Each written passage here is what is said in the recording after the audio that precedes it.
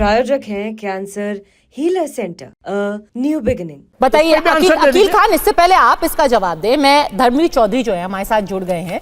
कांग्रेस तो ये कह रही है कि ये एक फिक्स मैच एक बार दोबारा चल रहा है आम आदमी पार्टी और भारतीय जनता पार्टी के बीच में। दोनों चाहते थे कि किसानों को बॉर्डर से हटा दिया जाए। एक तरफ केंद्रीय जो एक टीम थी उन्होंने बुलाया सारे किसान नेताओं को और आम आदमी पार्टी की सरकार ने हल्के से हटा दिया।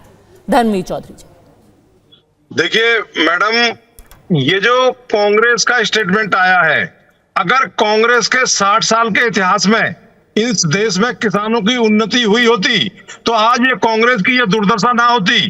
कांग्रेस के आंसू घड़ियाली आंसू हैं। कांग्रेस के हाथ से पंजाब निकल गया, पूरा देश निकल गया। और ये जो आज अत्याचार किसानों के ऊपर हुआ है, इसने जलियांवाला बाग की याद दिला दी। पंजाब में जलियांवाला कांड हुआ था अंग्रेजों के समय में, वैसा ही भीतित्व कांड आज किसानों के ऊपर केजरीवाल की सरकार ने किया है। केजरीवाल और कांग्रेस दोनों मिले हुए हैं और इनके आंसू घड़ियाली हैं दोनों के। मैं केंद्र सरकार से अपील करूंगा कि पंजाब में राष्ट्रपति शासन लागू करें और सरकार को तुरंत जो है बर्खास्त किया जाए और किसानों के साथ खड़े होने वाले ये जो नकली आंसू वाले लोग हैं इनका पर्दाफाश किया जाए। वरना ये किसान बदला लेने के लिए जैसे दिल्ली से बेनकाब करके केजरीवाल को बेदखल किया है, ऐसे ही ये पंजाब का किसान अन्नदाता इस देश का केजरीवाल की सरकार को बेदखल करेंगे। जी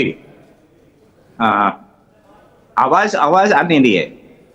Should I continue? जी जी, धर्मवीर जी कह रहे हैं कि इस तरीके का जितने वक्त भी सिंघू बॉर्डर पर यहाँ किसान बैठे हुए थे दिल्ली के बॉर्डर पर, कम से कम उनके खिलाफ जेसीबी या बुलडोजर का इस्तेमाल तो आज तक किया नहीं गया था। पंजाब सरकार ने वो कमी भी पूरी कर दी।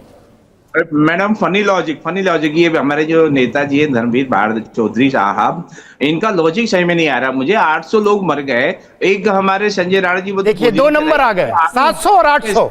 कितनी कंफ्यूज पार्टी है, समझ नहीं आता। अब 800 हो गया, आपके प्रवक्ता 700 बोल रहे थे। पहले आप लोग डिसाइड कर लो नंबर कितना बोलना है।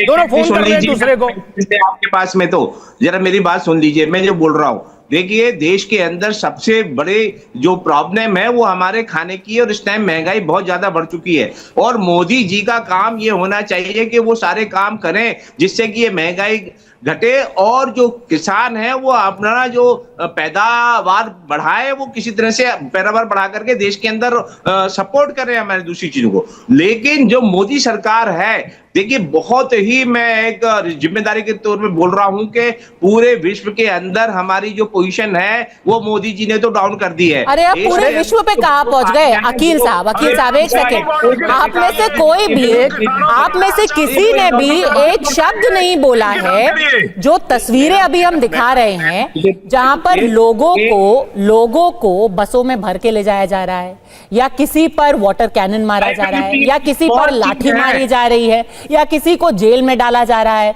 वो सब ठीक है? आपके हिसाब से वो ठीक है या हिटलर शाही है? ये हिटलर शाही कैसे बता सकते हैं आप कह नहीं सकते हिटलर शाही। ये तो नॉर्मल नहीं, ये हिटलर शाही, ये अच्छा है। ये नहीं है जी। लोगों को रात में आके उनके तंबू उखाड़ दो, ये सही है। व्यापार है उसके ऊपर हिंड्रेस ना है। अच्छा, व्यापार सही होना चाहिए। और जब 500 करोड़ रोज के खराब हो रहे थे दिल्ली में, तब आपको कोई दर्द नहीं हो रहा था? अब आपको व्यापार याद आ रहा है? जब हरियाणा के चुनाव में आपको फायदा मिल सकता था तब तो आपको व्यापार याद नहीं आ रहा था, अब सडनली आपको व्यापार याद आ रहा है। मैडम कैसी बात कर रही हैं आप? व्यापारी तो हमेशा देश की जो है रीढ़ की हड्डी रहे हैं। अभी कुछ दिन पहले तक पद्मा जी अदानी गाली देते थे और इन्फ्लेशन पे बात कर रहे हैं। 3.36% है फरवरी का इन्फ्लेशन, और 2014 का इन्फ्लेशन जानते हैं कितना था? 6.67%। अरे कम से कम पढ़ लिख के बैठा करो टीवी पे, वकील साहब पढ़ लिख के बैठा करो और आंकड़े ले लिया करो, एक दूसरे के लिए भी ले लिया करो। 700, 800, 900, 1200, 1300, 1400, ऐसा नहीं होना चाहिए।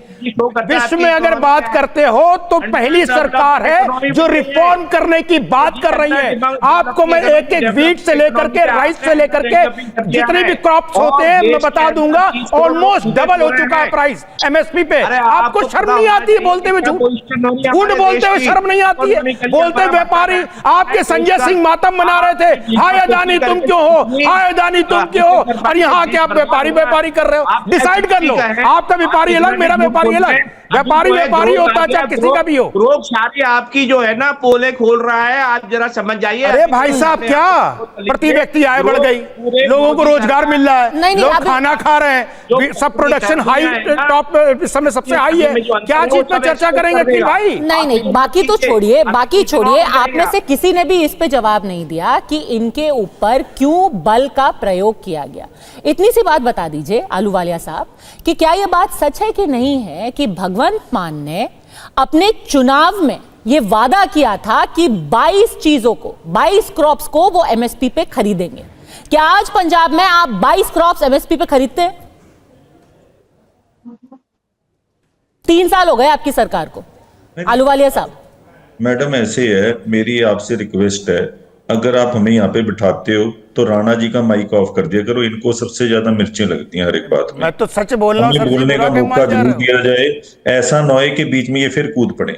सबसे पहली बात है कि पंजाब के अंदर मूंग दाल के ऊपर सरदार भगवंत सिंह मान जी ने कहा था हम एमएसपी देंगे।